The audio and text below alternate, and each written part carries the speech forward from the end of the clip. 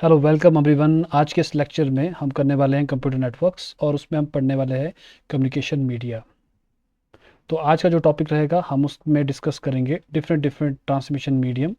और इसके बारे में मैंने आपको पहले वाले लेक्चर में एक बार बताया भी था कि हमारे जो कम्युनिकेटिंग चैनल्स रहते हैं उनको हम बेसिकली दो ब्रॉड कैटेगरीज में डिवाइड करते हैं। तो वो दो ब्रॉड कैटेगरीज कौन कौन सी होती है? पहली रहती है आपके पास बाउंडेड मीडिया यानी कि गाइडेड मीडिया, और अनबाउंडेड मीडिया यानी कि वायरलेस मीडिया। तो ये थे आपके पास टाइप्स ऑफ ट्रांसमिशन मीडिया, जिसमें आपके पास गाइडेड मीडिया में यानी वायर्ड में आपके पास रहते हैं twisted pair cable, coaxial cable and optical fibre. और अनगाइडेड यानी कि वायरलेस मीडियम में आपके पास रहते हैं जितनी भी आपके पास इलेक्ट्रोमैग्नेटिक वेव्स कम्युनिकेशन है वो इसमें रहती है। तो वाईफाई, ब्लूटूथ, इंफ्रारेड, माइक्रोवेव और लेज़र, तो ये आपके पास रहते हैं अनगाइडेड मीडिया में। तो तो इन दोनों के बीच में डिफरेंस जैसे मैंने आपको बताया था लास्ट टाइम भी कि बाउंडेड मीडिया आपके पास वो मीडिया है जिसमें आप जो सिग्नल है वो एक फिजिकल मीडियम में भेजते हैं, यानी कि आपके पास कोई फिजिकल मीडियम है, कोई कंपाउंड है, कोई मटेरियल है जिसमें आपके पास सिग्नल जाएगा और जनरली उसको हम शील्ड करेंगे आउटसाइड वर्ल्ड से। तो इस केस में हमारे पास कई तरह के मीडिया जो एग्जिस्ट करते हैं। उनमें सबसे कॉमन है आपके पास twisted pair cable, coaxial cable और ऑप्टिकल फाइबर। तो इन तीन के बारे में हम डिस्कस करेंगे। इसकी सबसे बड़ी खासियत क्या रहती है कि ये नियर कम्युनिकेशन के लिए बहुत अच्छा रहता है, क्योंकि आउटसाइड इन्वायरमेंट से ये बहुत अच्छी तरह से प्रोटेक्टेड रहता है। तो अनबाउंडेड मीडिया आपके पास वायरलेस मीडिया है। वायरलेस मीडिया का मतलब आप बिना वायर के ट्रांसमिशन करते हैं यूजिंग इलेक्ट्रोमैग्नेटिक वेव्स। तो इलेक्ट्रोमैग्नेटिक वेव्स ही अगर आप देखोगे इन सारी टेक्नोलॉजी का रहता है मेन जो कोर है। सिग्नल जो है उनको ट्रांसमिशन और जो रिसीविंग है वो हम विदाउट एनी वायर करते हैं, और ये बहुत लॉन्ग ट्रांसमिशन के लिए बहुत इफ़ेक्टिव रहती है। तो फिर हम शुरुआत करते हैं गाइडेड मीडिया से, एक एक करके देखते हैं कि कौन कौन से आपके पास जो गाइडेड मीडिया है वो आपके पास एग्जिस्ट करते हैं। तो सबसे पहला आपके पास है ट्विस्टेड पेयर केबल। तो ट्विस्टेड पेयर केबल जैसे कि नाम सजेस्ट करता है, इसमें सबसे पहले केबल का एक पेयर है और उनको आपस में ट्विस्ट किया गया है। इस तरीके से आप देख सकते हो, ये जो डायग्राम में आपको बताया गया है। तो जब आप इस तरीके से वायर्स को ट्विस्ट करते हो तो ये जो वायर्स हैं ये एक दूसरे के जो इलेक्ट्रोमैग्नेटिक सिग्नल्स हैं उनको एक कैंसिल आउट कर देती है ताकि उसमें कोई नॉइस ना रहे। और जनरली आप देखोगे हम जो ट्विस्टेड पेयर केबल है पुराने टाइम में बहुत यूज़ करते थे, स्पेशली कम्युनिकेशन के लिए। और इस ट्विस्टेड पेयर केबल को हम बेसिकली दो कैटेगरी में डिवाइड करते हैं। पहली आपके पास रहती है शील्डेड ट्विस्टेड पेयर केबल और दूसरी रहती है अनशील्डेड ट्विस्टेड पेयर केबल।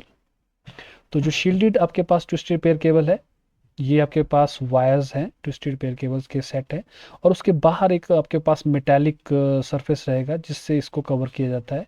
और ये जो कवर है ये इसको आउटसाइड इलेक्ट्रोमैग्नेटिक जो आपके पास इंटरफेरेंस है उससे इसको बचाता है। तो अगर आपके पास वायर्स के ऊपर एक प्रोटेक्टिव कवरिंग है इस तरीके की, तो वो आपके पास शील्डेड ट्विस्टेड पेयर केबल है।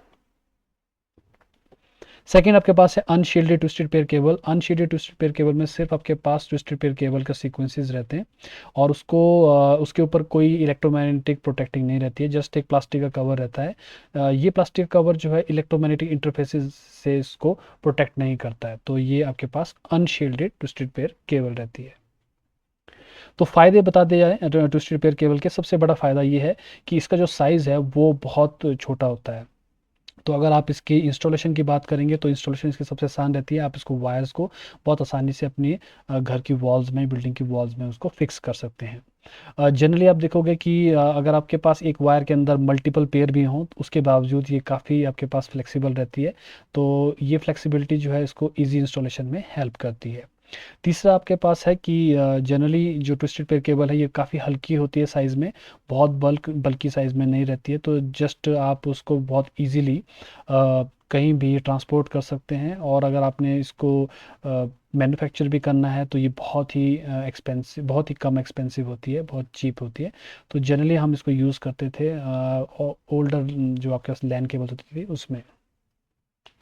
नुकसान आपके पास क्या है? नुकसान आपके पास ये है कि आपकी जो ट्विस्टेड पेयर केबल है ये एक्सटर्नल जो आपके पास इंटरफेरेंस होती रहती है उसमें आपको ये देखना पड़ता है कि आपकी जो वायर है वो आपकी कितनी रिलायबल है।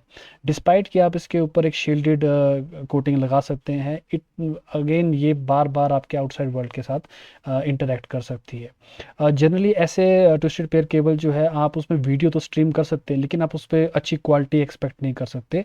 और जनरली आप देखोगे कि अगर आपके पैकेट्स जो है आउट ऑफ सीक्वेंस डिलीवर हो जाते हैं तो आपके पास वीडियो क्वालिटी बहुत पुअर भी आती है। तो आप सोच सकते हो कि ट्विस्टेड पेयर केबल जो है ये नॉर्मल सिग्नल के लिए अच्छी है, लेकिन अगर आप इस पे वीडियो स्ट्रीम करना चाहते हो तो वो करना जो है एक अच्छा काम नहीं होगा इसके ऊपर। सेकंड आपके पास है कोएक्सियल केबल। कोएक्सियल केबल अगर आपने देखा हो, ये बिल्कुल वही केबल है जो आपके घर में केबल टीवी के लिए लगाई जाती है। तो ये जो वायर है इसके अंदर एक्चुअली में दो वायर्स होती हैं, और वो एक दूसरे से सेपरेटेड होती है एक इंसुलेटेड मटेरियल से। और आप इस केबल को यूज़ कर सकते हैं बहुत लार्ज डिस्टेंसेस में जो सिग्नल्स है उनको ट्रांसमिट करने के लिए। तो ये आपके पास उसका फिगर है। ये जो आपके पास वायर है कोएक्सियल वायर, तो इसके अंदर एक कॉपर की वायर रहती है, और उस कॉपर की वायर के ऊपर एक इंसुलेटेड मटेरियल होता है जो अंदर वाली वायर को प्रोटेक्ट करता है। इसके बाहर एक कॉपर का मैश रहता है, ये आपकी सेकेंड वायर रहती है, और उसके बाहर एक आउटसाइड इंसुलेशन रहती है जो इस पूरी की पूरी वायर को कवर करती है। तो कोएक्सियल वायर अगर आपने ध्यान दिया होगा अपने घर में जो केबल टीवी का कनेक्शन आता है आपके पास, तो वो कोएक्सियल वायर ही यूज़ करता है। सबसे बड़े फ़ायदे क्या है कि कोएक्सियल वायर की जो थ्रूपुट होती है वो बहुत ज़्यादा होती है। इसकी बहुत अच्छी आपके पास डाटा रेट्स रहते हैं, तो हम इसको यूटिलाइज़ करते हैं वीडियो स्ट्रीमिंग में। जो आपके केबल ऑपरेटर्स होते हैं वो इसीलिए आपके यूज़ करते हैं कोएक्सियल वायर को, कि इसमें वीडियो की जो स्ट्रीमिंग की क्वालिटी रहती है वो बहुत अच्छी रहती है, क्योंकि इसके जो एरर रेट्स रहते हैं वो बहुत लो होते हैं। उसका रीज़न ये है कि जो इसकी आपके पास इनर कंडक्टर रहता है वो इसको बेसिकली नॉइस से शील्ड भी करता है। तो ये बेसिकली वीडियो आपके पास ट्रांसमिशन के लिए सबसे अच्छी रहती है। कोएक्सियल जो केबल है उसकी वजह से जो आपके पास वायर है वो एक तरीके से आपके सिग्नल को बहुत अच्छी तरीके से नॉइज़ को रिड्यूस करती है। तो आप जनरली क्या कर सकते हो कि अगर कोई सिग्नल आ रहा है विदाउट नॉइस, आप उसको दोबारा से एम्पलीफाई करके फर्दर जो है उसको आप ट्रांसमिट कर सकते हो। नुकसान इसका ये रहता है कि ये बहुत एक्सपेंसिव वायर रहती है as compare to twisted pair cable, और बहुत थिक वायर है, और आपको बहुत मतलब डिफ़िकल्ट रहता है as compare to twisted pair cable इसको मैनेज करना। थर्ड आपके पास है ऑप्टिकल फाइबर। और ऑप्टिकल फाइबर जो है ये बेसिकली करंट को यूज़ नहीं करती है ट्रांसमिशन के लिए, बट ये यूज़ करती है लाइट को। तो लाइट जो है वो आपके पास सिग्नल की तरह एक्ट करते हैं। ऑप्टिकल फाइबर केबल का जो मटेरियल रहता है अंदर का, वो इस तरीके से बनाया जाता है कि वो जो भी लाइट के सोर्स आपके ऑप्टिकल फाइबर में भेजे जाते हैं वो उसको अंदर ही अंदर बेंड कर देता है, और लाइट जो है अंदर से रिफ्लेक्ट होते हुए दूसरे एंड से बाहर निकल जाती है। जो फिजिक्स का फिनोमेना है जिस पे ये बेस्ड है उसको हम कहते हैं टोटल इंटरनल रिफ्लेक्शन। और यही जो कैपेबिलिटी है ऑप्टिकल फाइबर की कि ये लाइट को यूज़ कर रही है डाटा ट्रांसमिशन के लिए, ऑप्टिकल फाइबर जो है बहुत ह्यूज आपको बैंडविड्थ प्रोवाइड करती है। तो ये आपके पास डायग्राम है ओएफसी का। तो ये आपके पास केबल्स हैं, जो केबल बेसिकली क्या करते हैं आपके पास लाइट सिग्नल को ट्रांसमिट करते हैं with in the wire. Wire नहीं है बेसिकली, फाइबर है। तो फ़ायदे क्या आपके पास, सबसे बड़ा फ़ायदा है बैंडविड्थ का, क्योंकि अगर आप ट्रेडिशनल कोई भी करंट कैरिंग कंडक्टर ले लो, उसकी मैक्सिमम स्पीड थ्योरेटिकल जो है 1 जीबीपीएस से ज़्यादा आप एक्सपेक्ट नहीं कर सकते, लेकिन ऑप्टिकल फाइबर जो है उसकी थ्योरेटिकल स्पीड जो है वो लगभग 350 टेराबाइट पर सेकेंड है। तो अगर आप थ्योरेटिकल कैपेसिटी की बात करते हो तो ऑप्टिकल फाइबर की बहुत ह्यूज कैपेसिटी होती है। सेकेंड आपके पास जो है सिग्नल रिलायबिलिटी बहुत अच्छी है, क्योंकि ऑप्टिकल सिग्नल जो है वो इलेक्ट्रोमैग्नेटिक इंटरफेरेंस से उनका कोई लेना देना नहीं है। साइज़ और वेट की भी बात अगर की जाए तो as compare to your coaxial cables, अगर आप 1 किलोमीटर की ऑप्टिकल फाइबर बिछाते हो तो उसका वेट जो है 1 किलोमीटर कोएक्सियल केबल से बहुत कम होता है। नुकसान ये है कि ऑप्टिकल फाइबर का जो कॉस्ट है वो बहुत ज़्यादा है। ऐसा माना जाता है कि बहुत सारे टेलीकम्युनिकेशन प्रोवाइडर जो है अप्रॉक्सीमेटली 50,000 रुपीज़ जो है वो खर्च करते हैं, 50 to 70,000 पर यूज़र के लिए। तो ऑफ कोर्स थोड़ा सा कॉस्टली रहता है। फिजिकल कंस्ट्रेंट्स है आपके पास ऑप्टिकल फाइबर के। सबसे बड़ा कंस्ट्रेंट ये है कि आप जो ऑप्टिकल फाइबर है उसको केबल को आप ज़्यादा बेंड नहीं कर सकते। अगर आप उसको ज़्यादा बेंड करने की कोशिश करोगे तो वो जो टोटल इंटरनल रिफ्लेक्शन वाली प्रॉपर्टी है वो आपकी ख़राब हो जाती है, और जब ये ख़राब हो जाती है तो आपकी जो सिग्नल है वो लॉस होते हैं। जहाँ तक बात है स्विचिंग की, स्विचिंग एक और प्रॉब्लम है ऑप्टिकल फाइबर की, क्योंकि हमारे पास जो भी टेक्नोलॉजी है, स्पेशली जो हमारे राउटर्स हैं, वो हमारे इलेक्ट्रिकल स्विचिंग सर्किट्स हैं।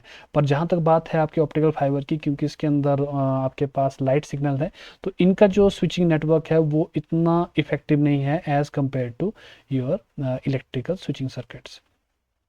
तो ये थे आपके पास तीन गाइडेड मीडिया सबसे इंपॉर्टेंट। अब मैं बात करूंगा अनगाइडेड मीडिया की।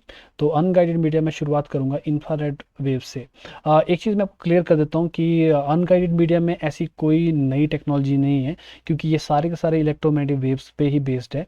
तो जहाँ तक बात है इनके डिफरेंसेस की, तो वो जो डिफरेंसेस है वो सिर्फ इस चीज़ का है कि कौन सी वेव जो है वो किस स्पेक्ट्रा के रीजन पे काम करती है।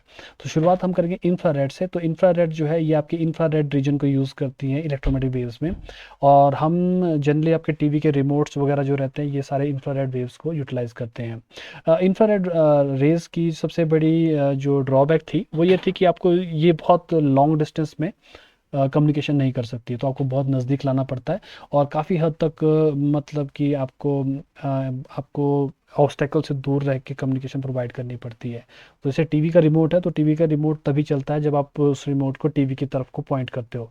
अगर आप कहीं और डायरेक्शन में पॉइंट कर दोगे तो ये कम्युनिकेशन जो है नहीं होती है।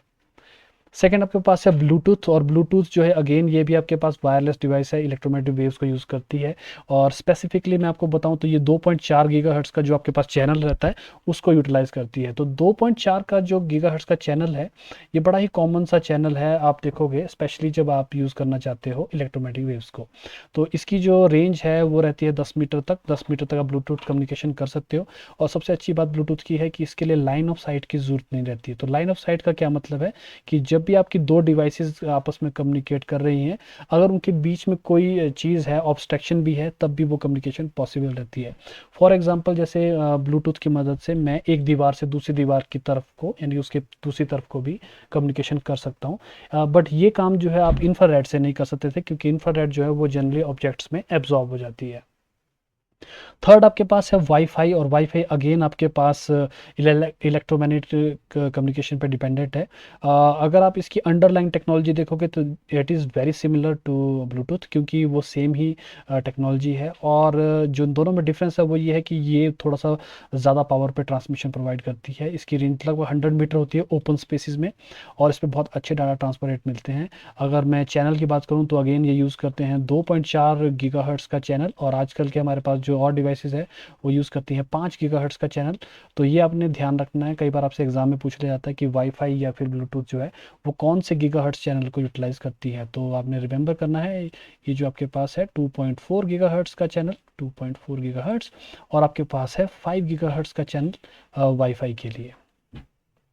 फिर आपके पास है वाईमैक्स। अगेन आपके पास वाईफाई टेक्नोलॉजी है, ये बहुत पावरफुल ट्रांसमिशन प्रोवाइड करता है वायरलेस, और इसकी रेंज जो है अप टू 50 किलोमीटर रहती है ओपन स्पेसिस में, और काफ़ी अच्छा ट्रांसफ़र प्रोवाइड करता है डाटा का।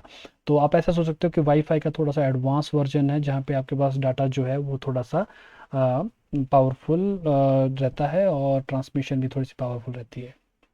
तो ये आपके लिए असाइनमेंट है क्लास के लिए। आपने क्या करना है, आपने वायरलेस ट्रांसमिशन टेक्नोलॉजीज़ के प्रोज एंड कॉन्स लिखने हैं, और आपने गूगल क्लासरूम में सबमिट करने हैं। तो ये कंक्लूड करता है आपके गाइडेड और अनगाइडेड मीडिया को, और इसमें जो मेन थे वो मैंने आपको बता दिए हैं। अगर आपको इसमें कोई भी डाउट्स हो तो इस वीडियो के कमेंट सेक्शन में काइंडली कमेंट करें। मैं होप करूँगा कि मैं जल्दी से जल्दी उसका जवाब दे सकूँ। Thank you.